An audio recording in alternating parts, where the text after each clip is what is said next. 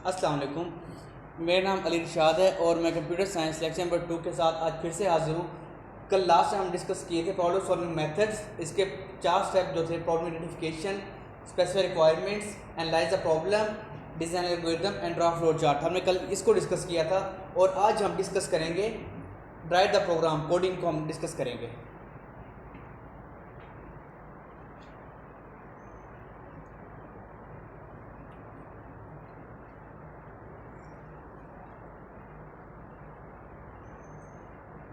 Write the program, coding. This step involves the conversion of an algorithm to a program written in any programming language. For this purpose, this programming must know the syntax, the programming language chosen. भाई इसके अंदर क्या होता है, algorithm की computer के साथ conversation होती है। कन्वर्सेशन आप किसी जो कंप्यूटर लैंग्वेज जो आपको आती होगी, मतलब जो जिस लैंग्वेज में आपकी एक्सपर्टीज़ होगी उसके साथ आप इसको डील करेंगे। फॉर एग्जांपल यहाँ पर हमारे पास 7 से 8 लैंग्वेजेस हैं, जिसमें हमारे पास C++ आती है, C आती है, C# आती है, जावा है, ये सारी की लैंग्वेजेस हैं। इसके अलावा जावा स्क्रिप्ट है, ये लैंग्वेजेस हैं। इन लैंग्वेजेस में जब आप कोई भी कोड लिखेंगे वो क्या होगी, इसकी कन्वर्सेशन होगी आपकी कंप्यूटर के साथ। For this programming, for this purpose the programmer must know the syntax of the programming language chosen. इसके लिए क्या है कि जो भी प्रोग्रामर है वो जो से लैंग्वेज चूज करेगा उसका सिंटैक्स आपको आना चाहिए।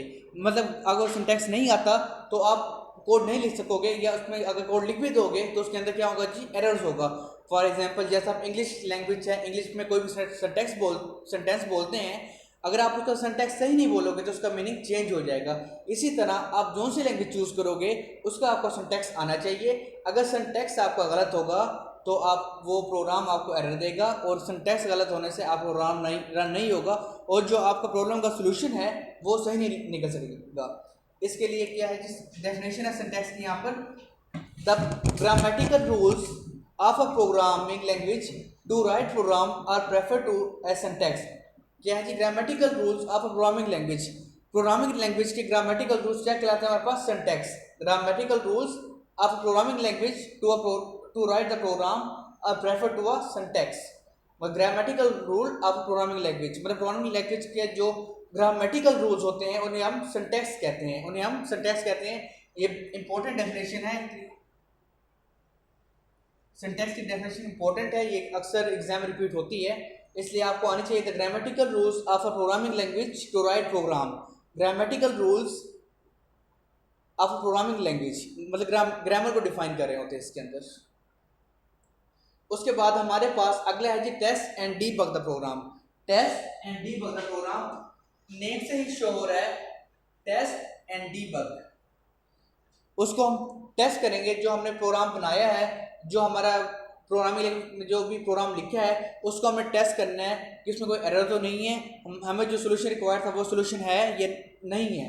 This stage require evaluating the program to verify that it work as desired. इसमें क्या करते हैं कि हमारा जो प्रोग्राम है वो हमारे डिजायर के मुताबिक काम कर रहा है या काम नहीं कर रहा, या इसमें कुछ एरर्स हैं। Do not rely on just one test case. आपने ऐसा नहीं करना कि आप एक बार टेस्ट किया, आपका आंसर सही आया और आपने उसको सही मान लिया। Run the program several time using different set of data, making sure that it work correctly for every situation provide in the algorithm. अपने प्रोग्राम को क्या करना है, सेवरल टाइम रन करना है, जिससे क्या शो हो रहा होगा, जिससे ये शोर हो रहा होगा कि आपके प्रोग्राम में कोई एरर नहीं है।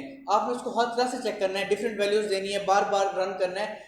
कभी ऐसा तो नहीं कि वो 50 बार रन होने के बाद हैंग हो जाता है, कहीं ऐसा तो नहीं कि वो कुछ पॉइंट वैल्यू ना ले रहा हो, कहीं ऐसा तो नहीं वो फ्लोटिंग वैल्यूज को एक्सेप्ट कर रहा हो, न्यूमेरिक वैल्यू को एक्सेप्ट ना कर रहा हो। इसलिए आपने प्रोग्राम को बार बार रन करके देखना है कि आगे इसमें कोई मिस्टेक तो नहीं, कि जो हमें एल्गोरिथम उसको दिया है उसके मुताबिक चल रहा है या नहीं चल रहा। If it is not producing desired result, the error must be pointed out and debugging। अगर हमारा जो वो हमारे जो डिजायर्ड रिजल्ट है उसके अकॉर्डिंग काम नहीं कर रहा तो हम क्या करेंगे, उसके अंदर जो बग्स आएंगे उन्हें क्या क्या करेंगे, डीबग करेंगे। बग्स का मतलब होता है एरर्स। बग्स आम अल्फाज में ये होता है कि वो उसके अंदर कोई भी कीड़े जैसे हम कह सकते हैं, जो हमारे हशरात होते हैं हम क्या कहते हैं, बग्स कहते हैं, उनको हम डीबग, इसके प्रोग्रामिंग लैंग्वेज में एरर्स को हम बग्स कहते हैं, इसको करेक्ट करने को हम क्या कहते हैं, डीबग। बग्स एरर को कहते हैं और इसको करेक्ट करने को हम क्या कहते हैं, डीबग्स। ये इसकी डेफिनेशन है डीबगिंग की। Debugging is the process of finding and removing error in the program. Debugging क्या है, is the process of finding and removing error in the program. Debugging is the process of finding errors and removing in the program, मतलब कि error को find करना और उनको remove करना क्या कहलाता है, हमारे पास डीबगिंग कहलाता है। There can be 3 type of programming errors, syntax error, run time error, execution error and logical error. Run time error क्या है हमारा, रन टाइम एरर या एग्जीक्यूशन एरर, ये एक ही नाम है। अक्सर एग्जाम में आ जाते हैं, स्टूडेंट कंफ्यूज हो जाते हैं कि एग्जीक्यूशन एरर कौन सा है, रन टाइम एरर कौन सा है। तो रन टाइम एरर और एग्जीक्यूशन एरर बिल्कुल सेम है। अब हम डिस्कस करेंगे सिंटैक्स एरर को। Syntax A syntax error occur when the programming violate one or more grammatical rules। जब क्या कर रहा हो जी, ये one or more grammatical rules को वायलेट कर रहा हो, मतलब जो हमारी लैंग्वेज जो ग्रामर है उसके अकॉर्डिंग ना हो, उसकी या जो स्पेलिंग से स्पेलिंग मिस्टेक कर दें, तो वो क्या होगा, इसका सिंटैक्स एरर होगा। अ सिंटैक्स, इसकी डेफिनेशन देख लें। A syntax error occur when the program violate one or more grammatical rules of the programming language, मतलब कि एक या एक से ज्यादा ग्रामेटिकल रूल्स को वायलेट करें तो उसे हम क्या कहते हैं जी, सिंटैक्स एरर कहते हैं। These errors are detected at compile time.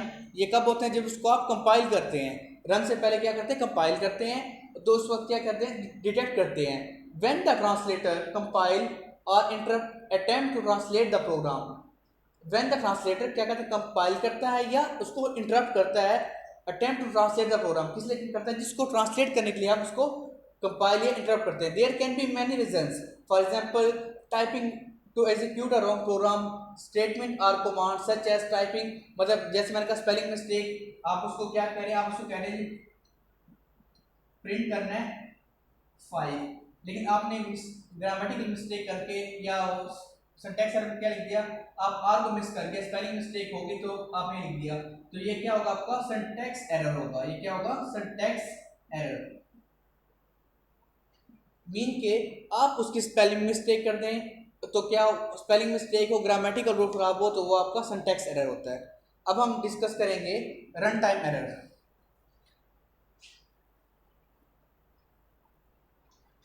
A runtime error occurs when the program direct to computer to perform an illegal operation such as dividing a number of zero। Run time error क्या होगा, जब उसको आप run कर रहे होंगे, ये जब भी कोई इलीगल यूज ऑफ प्रोग्राम होगा, फॉर एग्जांपल कोई भी नंबर है, फॉर एग्जांपल 10 डिवाइड बाय 0, इसका आंसर हमारे पास इन्फिनिटी आता है, तो इन्फिनिटी को क्या करेगा जी, रन टाइम एरर देगा उसको, रन टाइम कहेगा कि ये इन्फिनिटी, क्योंकि कंप्यूटर में इन्फिनिटी का ऑप्शन नहीं होता, इसको हम क्या करेंगे, इलीगल यूज कहेंगे। इलीगल यूज में क्या होता है, सच डिवाइडिंग नंबर ऑफ जीरो, ये जब भी आंसर आपके पास इन्फिनिटी आ रहा हो तो उसको आप क्या, वो रन टाइम एरर के अंदर शो हो रहा होगा। Run time error are detected and displayed by the computer during the execution of program. Run time error कब शो हो रहा होगा, जब क्या प्रोग्राम की एग्जीक्यूशन कर रहे होंगे। रन टाइम एरर कब शो हो रहा होगा, जब आप प्रोग्राम की एग्जीक्यूशन कर रहे होंगे। When a run time error occur, the computer will stop executing the program and may display a diagnostic message that help to locate the error। इस जब भी रन टाइम एरर आता है तो क्या करता है, जो आपको लोकेशन बता रहा होता है, जब भी फॉर एग्जांपल आपने प्रोग्राम लिखा जो कि 10 लाइनों का प्रोग्राम था, 10 लाइन प्रोग्राम, अगर आपका एरर आता है, फॉर एग्जांपल इस लाइन पे एरर आ रहा है आपका, तो इस लाइन पे जब आपका एरर आएगा तो आपको बता रहा होगा कि आपकी लाइन नंबर 5 में एरर है और ये एरर है, उसको आप क्या कर सकते हैं, सही कर सकते हैं। उसके बाद हमारे पास है logical errors.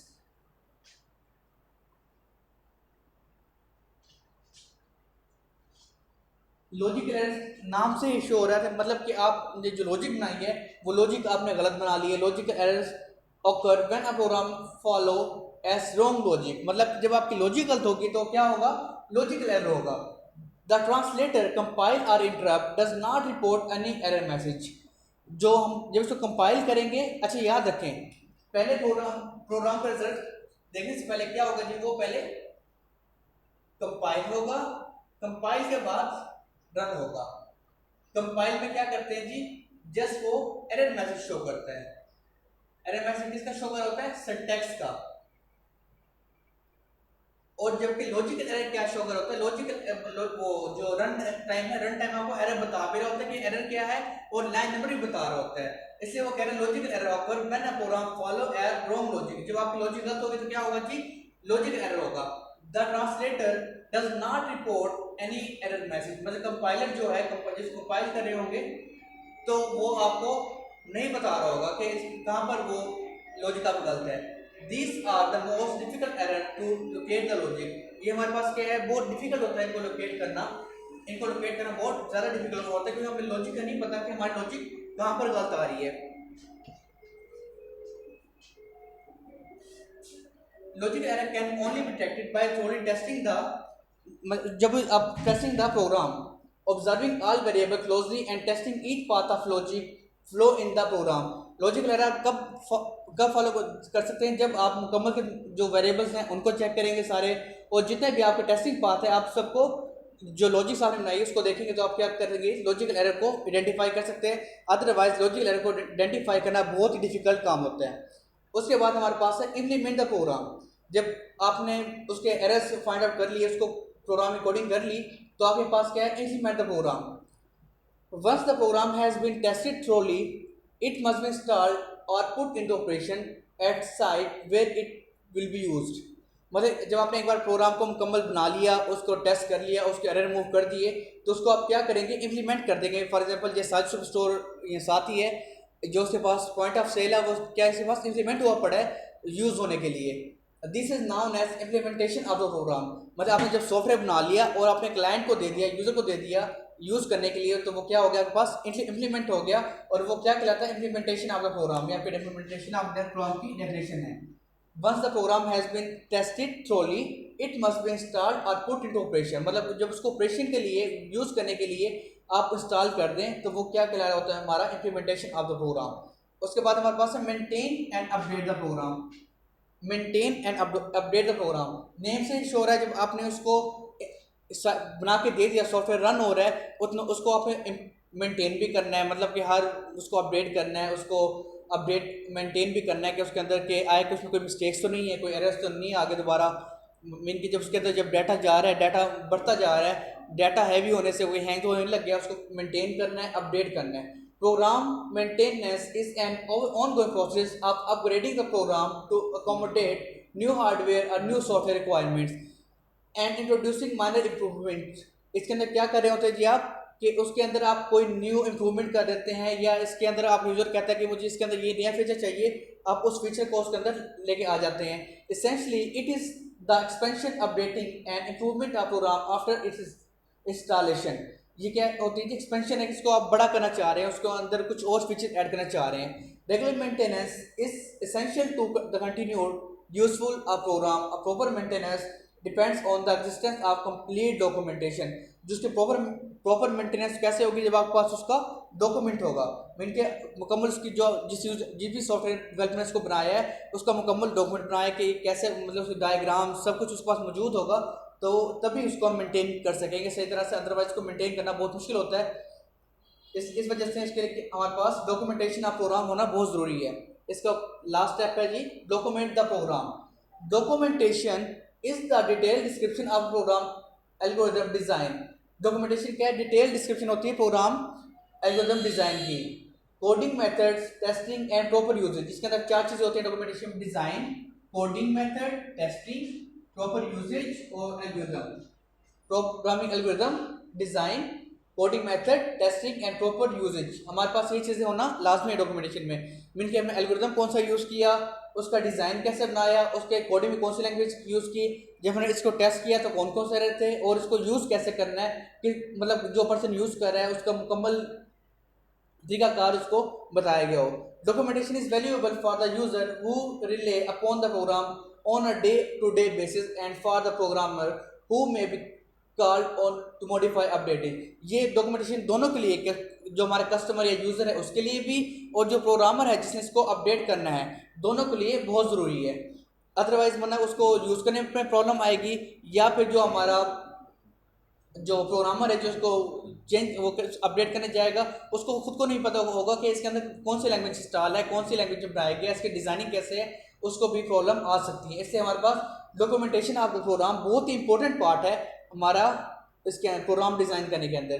There are no universally accepted standard concerning what should be include in programming documentation. इसके लिए हमारे को यूनिवर्सल स्टैंडर्ड नहीं है कि इसके अंदर हमने क्या यूज़ करना है, मतलब कि कौन कौन से कार को यूज़ करना है, इसका कोई हमारा यूनिवर्सल स्टैंडर्ड नहीं है हमारे पास। Although it contents will vary somewhat depending on the complexity of the program, इस जो content और complexity प्रोग्राम के लिहाज से वेरी कर रहे होते हैं, चेंज हो रहे होते हैं। In general comprehensive documentation consists of the following,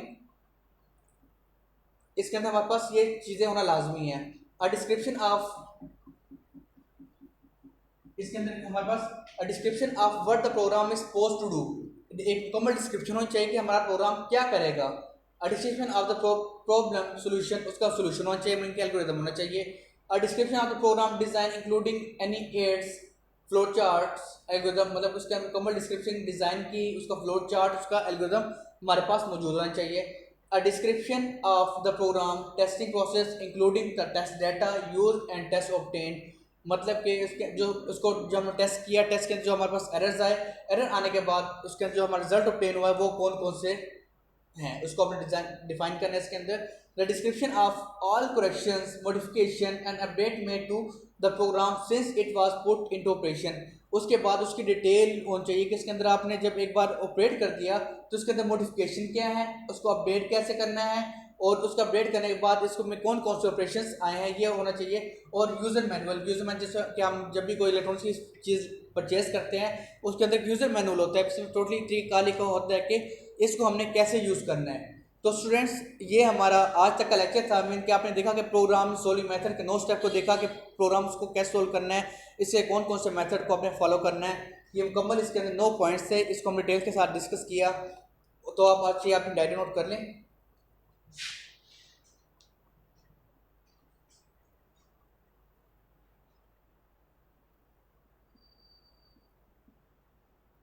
diary जो है इसको आपने लर्न करना है और इसकी रफ प्रैक्टिस करनी है। ये आपने लाजमी रफ प्रैक्टिस और इसको लर्न करना है, क्योंकि ये लेक्चर्स दोबारा से कंडक्ट नहीं किए जाएंगे। जो पढ़ा देंगे इससे जब आप स्कूल ओपन होंगे इससे नेक्स्ट स्टार्ट होगा, हम इसको दोबारा से नहीं पढ़ाया जाएगा। आज तक के लिए इतना ही। अल्लाह हाफिज़।